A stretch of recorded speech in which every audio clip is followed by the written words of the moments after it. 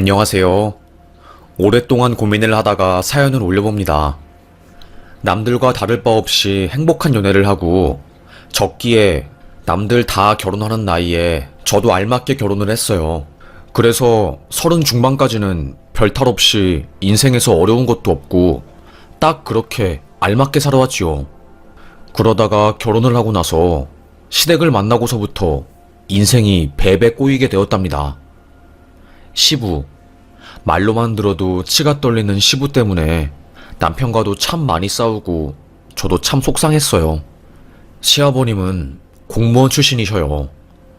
9급 공무원으로 시작해서 제가 듣기로는 5급까지 올라가신 분이었죠. 작은 시골 마을에서 고위공무원은 거의 대통령급으로 마을 사람들이 빌빌거리고 대접을 해줬다고 하더라고요. 그래서 그런지 아버님 성격은 거의 폭군 같았습니다. 남들을 아래로 보는 것은 기본이요. 모든 사람들이 자기에게 아부를 떨어야 한다고 생각하는 사람 같았어요. 조선시대의 훈장님 같은 느낌이었지요. 여자가 말이야, 걸음걸이가 그게 뭐니? 항상 일자로 발을 오므려서 걸어야 할 거 아니야? 천박하게 시리. 팔자 걸음걸이, 그거 내가 제일 싫어하는 걸음걸이다. 아버님, 임신해서 몸이 무거워서 이렇게 걸을 수밖에 없어요. 에헤이, 핑계대는 게 제일 꼴보기 싫어. 또 그놈의 임신. 임신이 대수도 아니고 뭐 그리 핑계가 많은지? 에이 참. 할 말이 없었습니다. 임신을 해서 배가 무거워 몸이 앞으로 쏠릴 것 같으니 팔자로 뒤뚱뒤뚱 걷는 것인데 그걸 보고 술집에서 일하는 여자들이 그렇게 걷는다는 둥, 여자가 팔자로 걸으면 복이 나가고 천박해 보인다는 둥, 임신한 며느리한테 못하는 말이 없었어요. 그리고 만삭의 배를 가지고 시댁에 갔을 때는 어이, 술 좀 따라와. 내가 공무원으로 일할 때 동료들이 오늘 집에 와서 거하게 먹으려니까 담금주 좀 꺼내와서 술잔에 좀 따라봐. 아버지, 이 사람 다다음 달에 출산이에요. 배에 아기도 있는 사람한테 술 따르라니요. 민망스러워요. 만삭의 임산부를 술집 접대원 취급하는 시부였습니다. 남편도 이건 아니라는 생각이 들었던 것인지 중간에서 중재를 해주더라고요. 하지만 거기서 고집을 굽힐 시부가 아니었습니다. 며느리가 술 따라주지. 그러면 누가 따라줘? 임신한 건 며느리 사정이고 내가 무리한 거 시키니? 술 만들어 오라는 것도 아니고 따르라는 건데 그게 뭐가 그렇게 힘들다고 난리야 진짜. 결국 저는 여보 됐어. 더 이상 큰 소리 치면 싸움 날 것 같아. 그냥 내가 아버님 술 따라드릴게. 당신 미안해. 진짜 아빠 때문에 창피해서 죽을 것 같아. 그날 저는 아버님에게 인삼 당금주를 따라드렸습니다. 나중에 도착한 아버님들의 옛 동료분들이 아니 자네는 무슨 만삭 며느리한테 술을 따르라고 하나? 그것도 사람 봐가면서 시키는 거지. 우리는 괜찮으니 가서 쉬게나. 아유, 임산부한테 술 받는 것도 미안스러워서 할 수가 있어야지. 자네는 좀 눈치 좀 챙기게나. 에이, 내가 며느리한테 술 따라달라고 한 것도 아니고 며느리가 아버님 친구들 오시니 자기가 술 따라주겠다고 해서 그런 건데 뭘. 친구들의 책망에 아버님도 민망하셨던 것인지 갑자기 제 핑계를 대시더라고요. 제가 하고 싶어서 술 따른 거라고요. 솔직히 저는 어이가 없었지만 거기서 제가 아닌데요? 아버님이 고래고래 소리 지르면서 저보고 술 따르라고 해서 만삭 몸을 이끌고 술잔 채워드린 건데요? 라고 할 수도 없는 노릇이었습니다. 그래도 눈치 빠르고 양심 있는 아버님 친구분들 덕분에 저는 작은 방에서 쉬었어요. 남편은 여보 미안해. 나도 아빠의 이런 모습 때문에 계속 아빠랑 사이 안 좋고 대학 가서는 연 끈다시피 살았던 거야. 여보한테 이런 걸 느끼게 해서 미안하네. 앞으로는 시댁에 오지 말자. 내 실수였다. 저는 그 사건 이후로 시댁에 웬만하면 가지 않았습니다. 가면 스트레스 받으니까요. 아이를 순산하고 남편은 아이 키우느라 돈이 많이 나가기 때문에 더더욱 열심히 일했어요. 그런데 그렇게 평화롭게 살고 있던 중에 남편이 갑자기 심각한 표정으로 며칠 내내 집안에서 누워있는 거였어요. 항상 퇴근하고 오면 부지런한 남편은 운동을 나가거나 책을 읽거나 신문을 보는데 이상하게 어느 순간부터 소파에 누워서 심각한 표정으로 핸드폰만 보고 있더라고요. 여보, 무슨 일이야? 뭐 나한테 말 못할 일이라도 생긴 거야? 아니, 그게 아니라, 에휴, 됐어. 그냥 조금 복잡한 일이 생겼는데, 그거 생각하느라 요즘 정신이 없었네. 당신은 신경 쓰지 마. 아무 일도 아니야. 아니, 부부 사이에 비밀이 어딨어. 대체 왜 그러는 건데? 나도 알아야지. 같이 해결을 하지. 안 그래? 그때 남편은 한숨을 푹 쉰 후, 다른 게 아니라 우리 아빠 이야기라서 당신한테 말 안 했던 거야. 아빠 이야기 나오면 당신이 스트레스 받으니까. 그러면 나도 미안해지고, 아이 키우느라 정신없는데 또 이걸로 당신 속상하게 하면 안 되니까. 그래도 저는 궁금했습니다. 나는 괜찮으니까 무슨 일인지 말해줘. 나도 알아야지. 당신이랑 함께 고민하고 문제가 있으면 같이 해결해 나가지. 여보, 이렇게 소파에 누워서 힘들어하는 모습 지켜보는 게 더 힘들어. 남편은 고민을 하다가 힘겹게 입술을 열어 저에게, 사실 아버지가 공무원으로 일하시면서 사람들한테 뒷돈 받은 게 꽤 있나 봐. 그것 때문에 이번에 문제가 크게 생겨가지고 공문 내려오고 아버지 소송 걸렸어. 건설업체에서도 거의 8천만 원 정도 받아내고, 원래 허가내주면 안 되는데 건축물 허가내주고, 그래서 이익관계 때문에 시비가 걸려서 소송까지 휘말린 거고, 형사소송에서 판결 나면 민사까지 간다는데 큰일이야.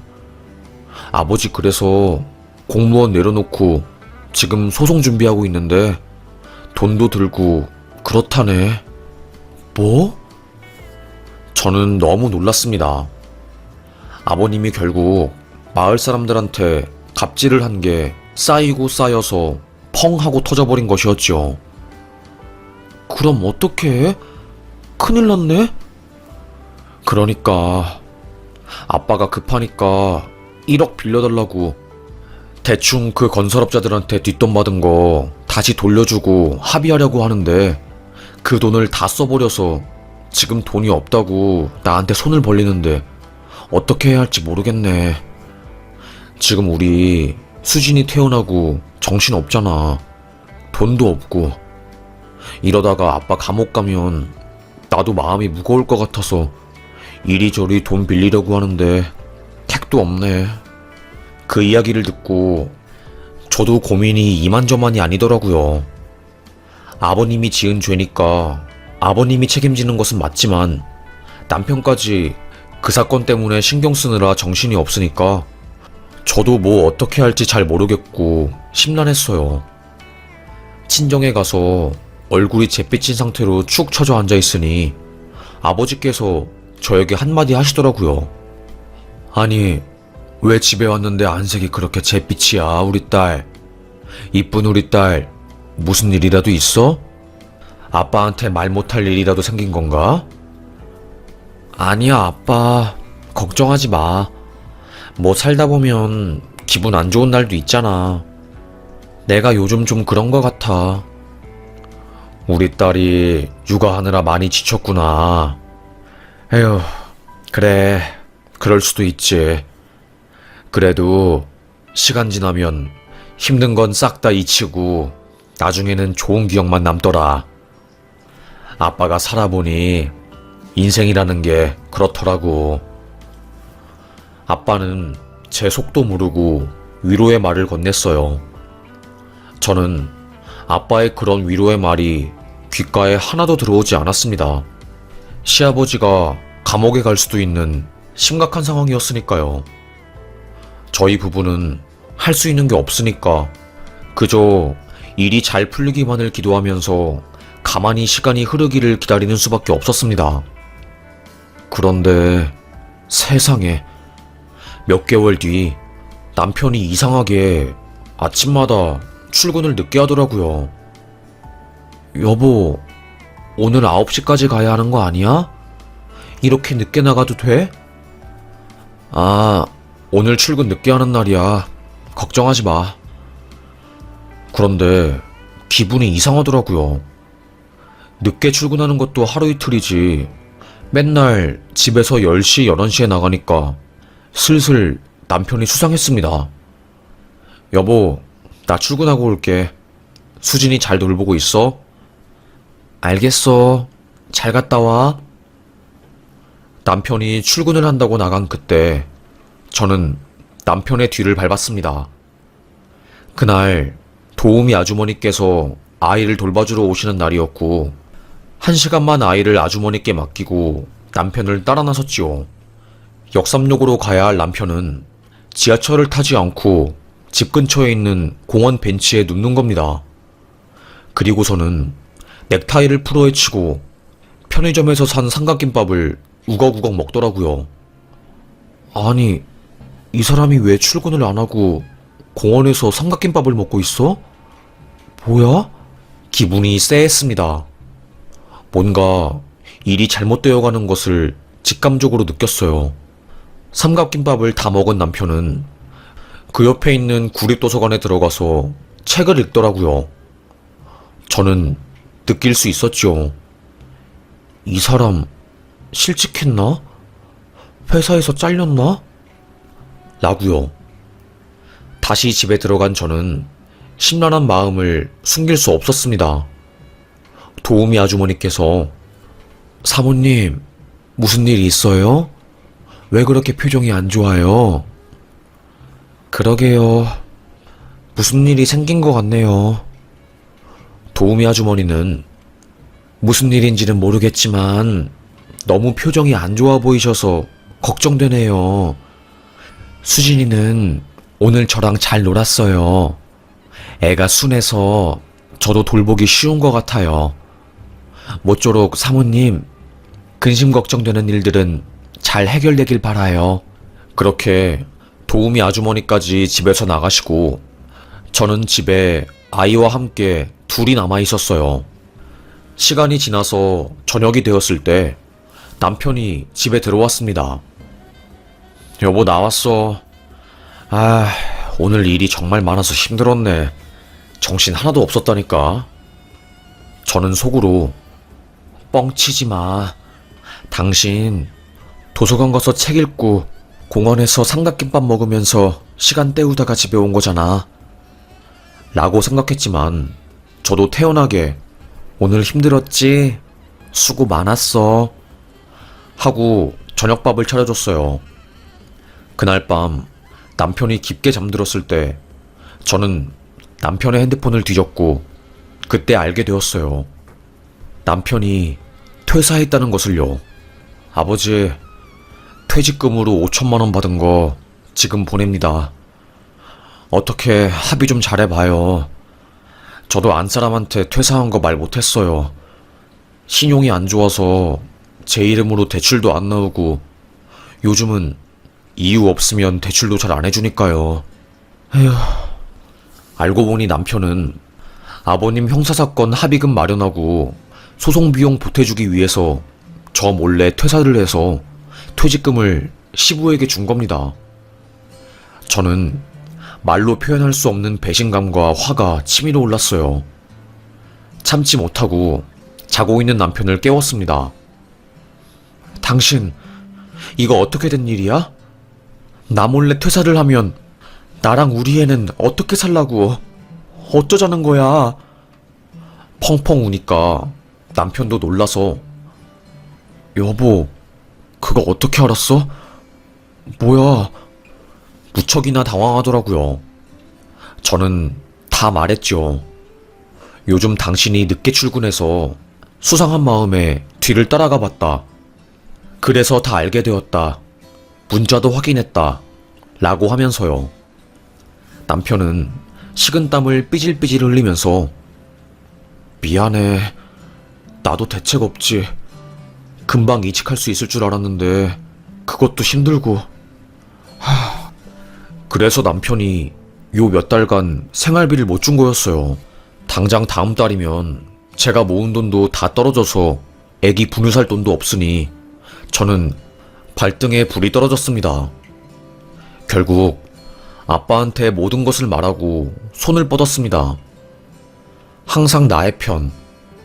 경비원 일하면서 한 번도 농땡이 부린 적 없고 아파트 모든 주민들이 아빠를 칭찬하는 너무나도 존경스러운 아빠는 제 이야기를 듣고 처음으로 제 앞에서 한숨을 푹 쉬었습니다. 어쩌니 남서방은 대체 어쩌자고 그런 결정을 한 거니? 부부끼리 의논도 없이 수진이 당장 분유값 나올 것도 없잖니. 그러니까 아빠, 이 사람 이직 준비한다는데 그것도 쉽지 않나 봐.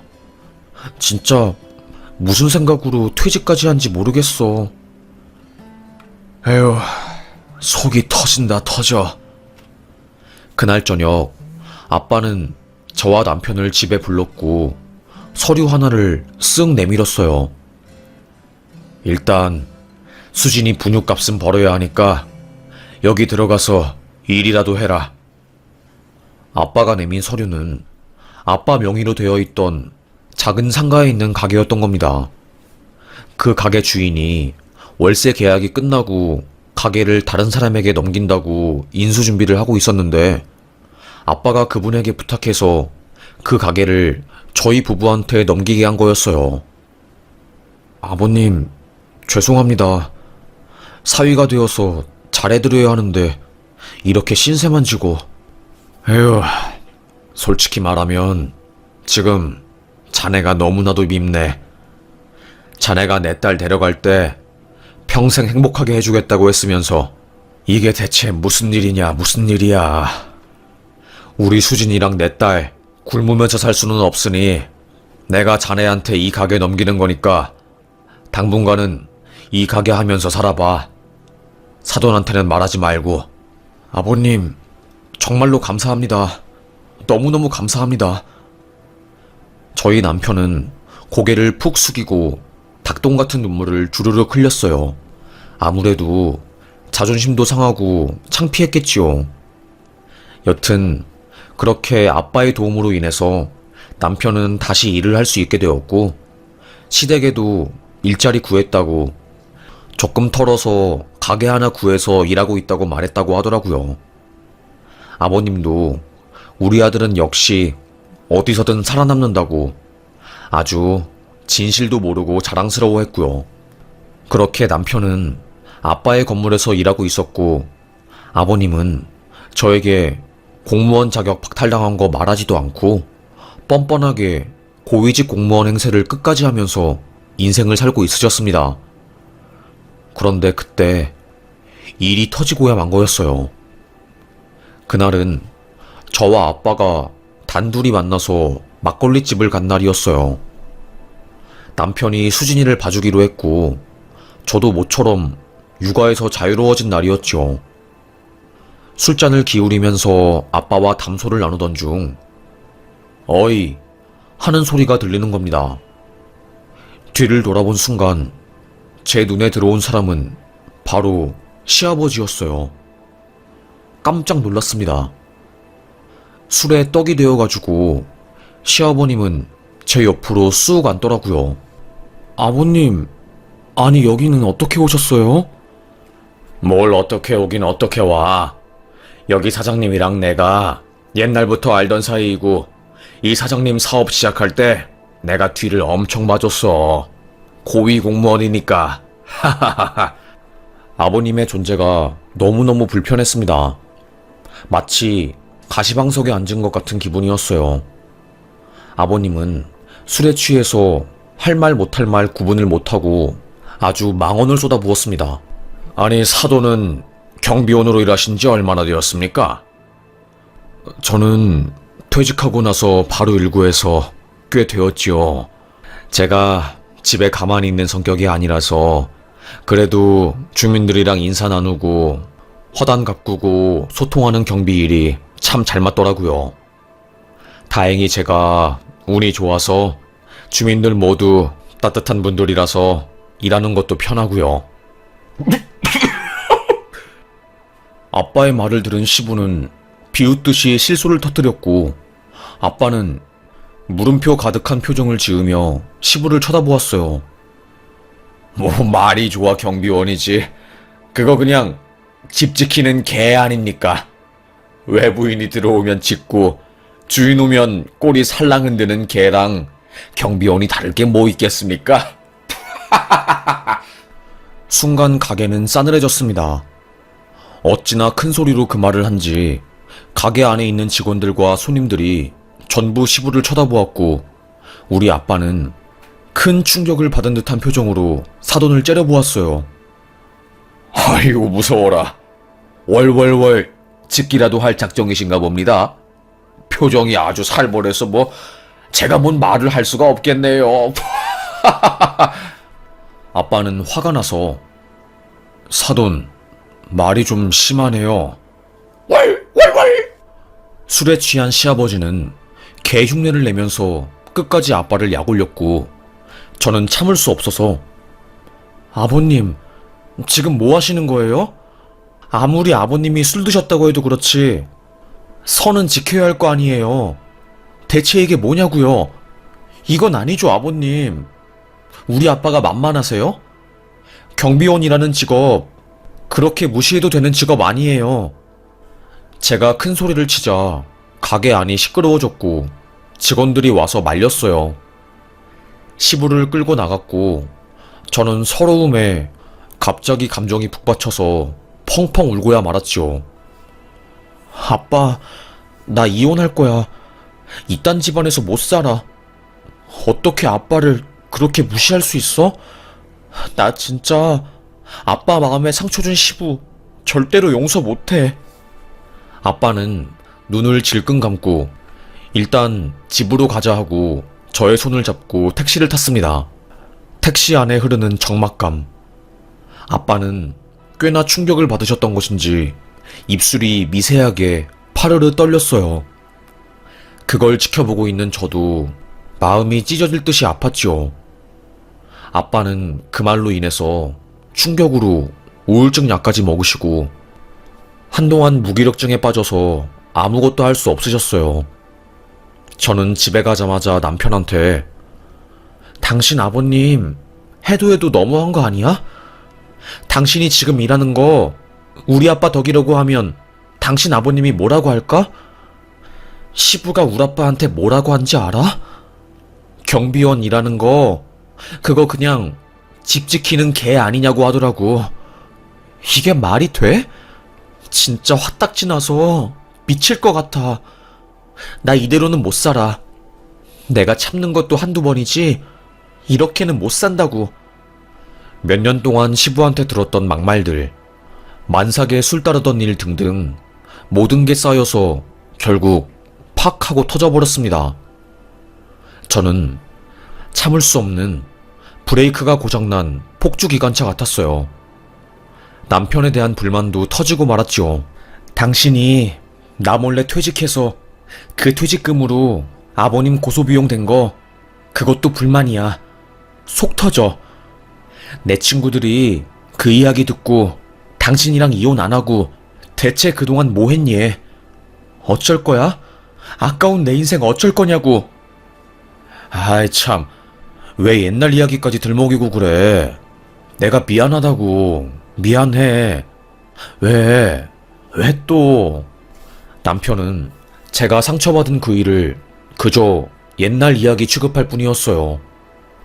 제가 예민하다고 너무 감정적이라고 하면서 가스라이팅을 하더라고요. 오히려 제가 잘못하고 신경이 더러운 여자 취급하는데 저도 참을 수 없었습니다. 됐고 이혼해. 지긋지긋하다. 참고 사는 것도 한두 번이지 나 정말로 할 만큼 했어. 당신 퇴직하고 나서 돈 못 벌 때 당신 자존심 상할까봐 아빠한테 부탁해서 일자리 마련해줬고, 며느리가 아버님 실직하고 소송에 휘말린 거 알면 기분 안 좋을까봐 시어머님한테도 끝까지 모른 척했어. 그런데 돌아오는 거는 우리 아빠에 대한 모욕. 나 이제는 더 이상 못 참겠다. 힘들어. 너무 힘들어. 사는 게 힘들어. 수진이 데리고 갈 테니까 알아서 해. 그리고 이혼할 거니까 그렇게 알고 있어. 저는 애를 데리고 친정으로 갔습니다. 그리고 아버님한테도 전화를 했어요. 왜? 무슨 일이냐? 무슨 일이냐고요? 아버님, 우리 아빠한테 사과 안 하세요? 뭐 또? 역시 아버님답네요. 저 이제 더 이상 참고는 못 살겠습니다. 썩어 빠진 공무원 아버님, 제가 모를 줄 알았죠? 아버님, 뒷돈 받았다가 딱 걸려서 공문 내려와서 공무원 잘리고 소송 준비 중이신 거. 뭐라고? 너 지금 뭐라고 했어? 누가 그래? 누가 나보고 잘렸대? 잘린 게 아니라 내가 그만둔 거야. 더러워서. 그게 그거죠. 아버님, 인생 그렇게 살지 마세요.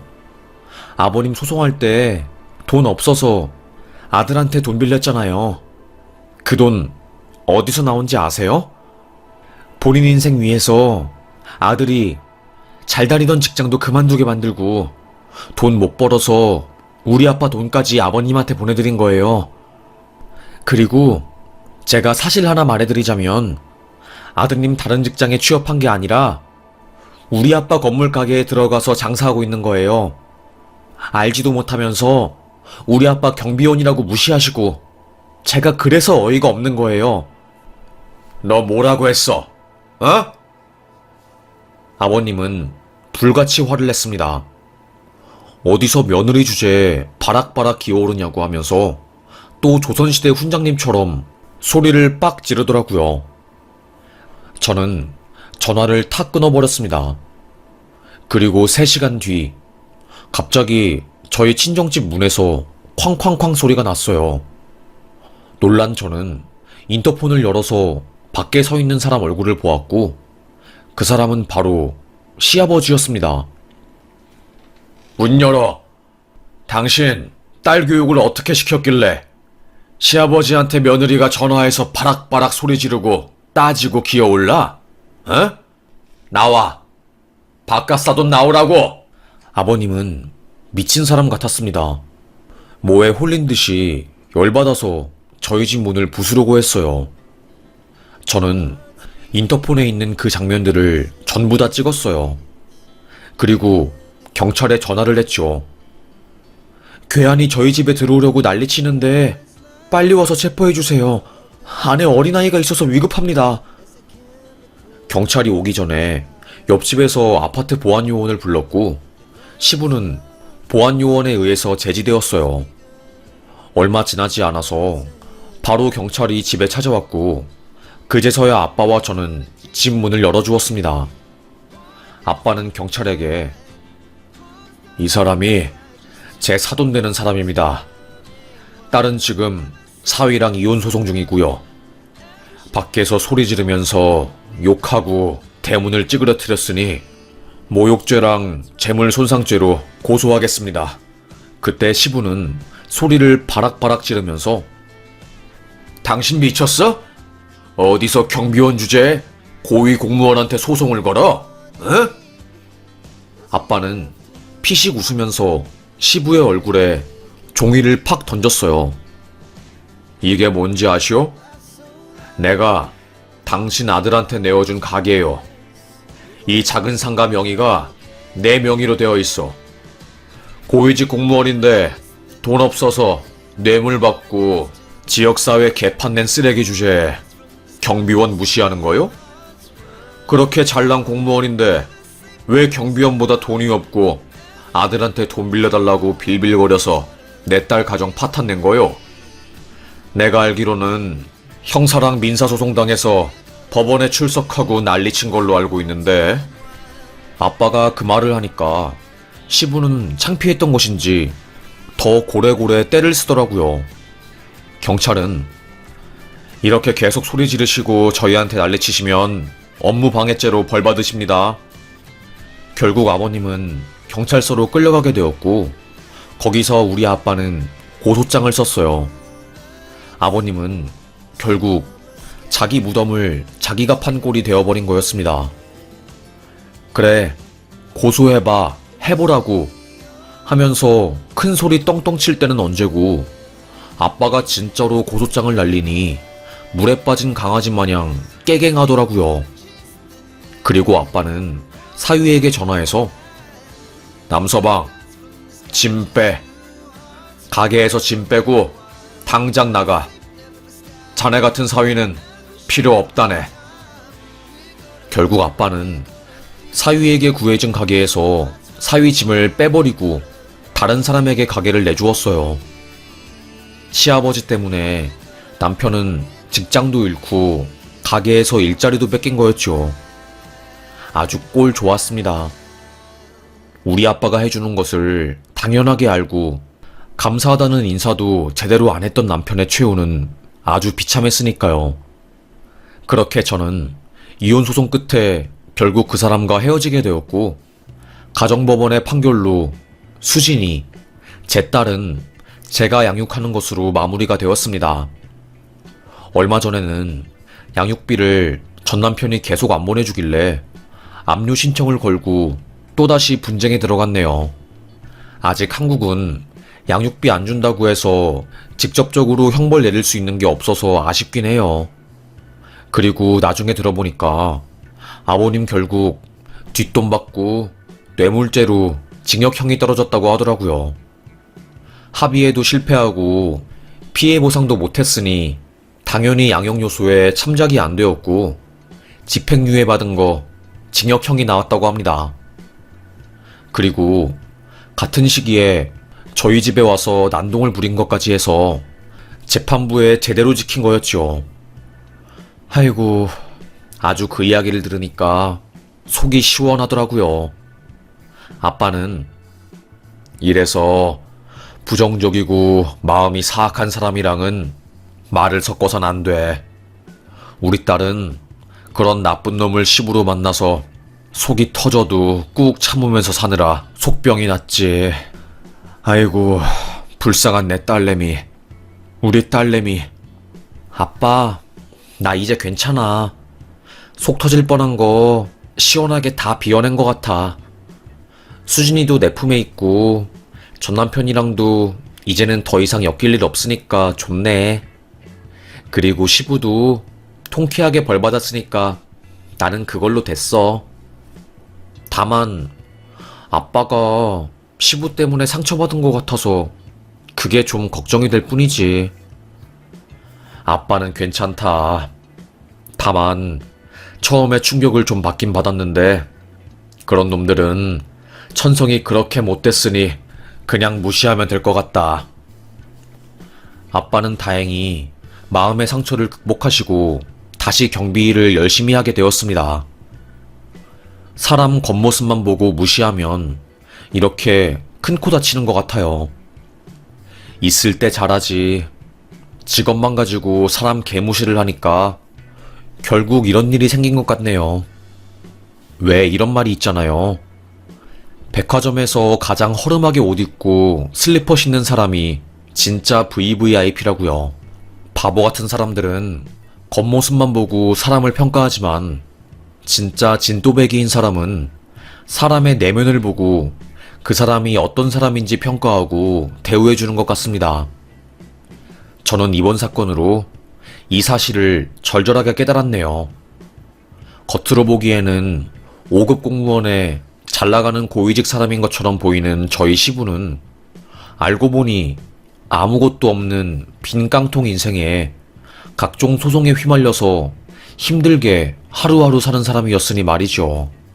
반면에 경비 일하는 우리 아빠는 주민들한테 칭찬받고 착실하게 돈 모아서 작은 상가도 마련하시고 내실 있는 인생을 사셨으니까요.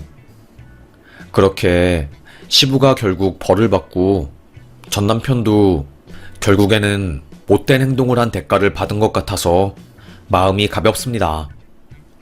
만약에 이혼하지 않고 참고 살았다면 저는 속에서 병이 나서 지금쯤 쓰러졌을 거예요. 이 사람이랑 결혼한 게 제 인생 최대의 실수였고, 이 사람이랑 이혼해서 시부랑 연을 끊은 게 제 인생에서 가장 잘한 일이 된 것 같습니다. 그리고 무엇보다 가장 좋은 것은 아빠와 한 집에서 살게 된 거네요. 친정집에 다시 들어가면서 제 마음도 편안해졌습니다. 동창들도 야, 니 그 지긋지긋한 시댁에서 빠져나오길 잘했다.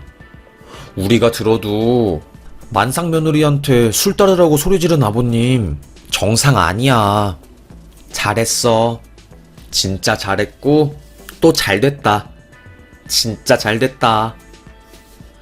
제 친구들은 저를 응원해 주었습니다. 저도 기분이 좋았어요.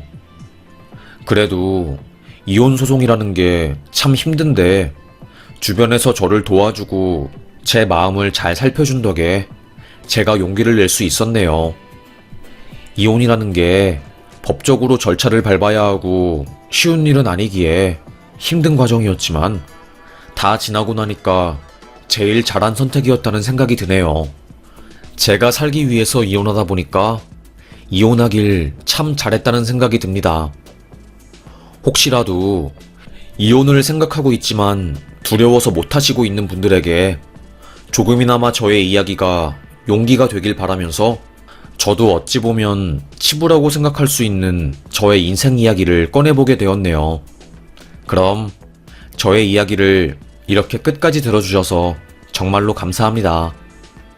우리 모두 행복하자고요. 저도 오늘 하루도 행복하고 건강해지기 위해서 최선을 다하겠습니다. 여러분도 편안한 하루 되시길 바라면서 여기서 사연 마무리하겠습니다.